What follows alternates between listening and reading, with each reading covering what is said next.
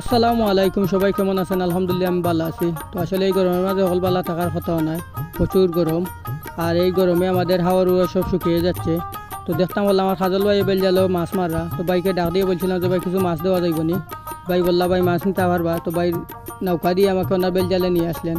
আসার পরে দেখলাম যে খুব সুন্দর সুন্দর মাছ মাছ ছোটো বড়ো, মাশাল্লাহ মাশাল্লাহ। তো ভাই বললা যে কী মাছ নিবা? আমি বললাম ভাই আমাকে কিছু বড় মাছ দৌকা। তো ভাই আমাদের দেখেন টাটকা টাটকা বড় মাছ দিরা। আর এইরকম টাটকা টাটকা মাছ আসলে আমাদের বাজারে সবসময় মিলে না। বাজার যাই উঠে না কেন সবগুলা বরাফের মাছ, ফিশারির মাছ, তাও আবার দাম বেশি। কারণ ওরা এটা সিন্ডিকেট করে দিয়েছে। এখন আগে প্রতি বাজার 10-12 জন আসতো, এখন তারা বাগাবাগি করে আসে। 100 বাজার 3 জন, 100 বাজার 3 জন। এই জন্য আমাদের বাজারে আসলে মাছের দাম বেশি। আর 500 টাকার মাছ 1000-1200 টাকা কিনতে হয়। তো এখন আমি বাজার তো মাছ কিনি না, প্রায় 2 মাস হয়ে গেছে। আমি বিশ্বনাথ যাই প্রতিদিন। তো বিশ্বনাথ গেলে যদি আমার মাছও শর্ট পড়ে, আমি একসাথে এক সপ্তাহ মাছ কিনে নিই।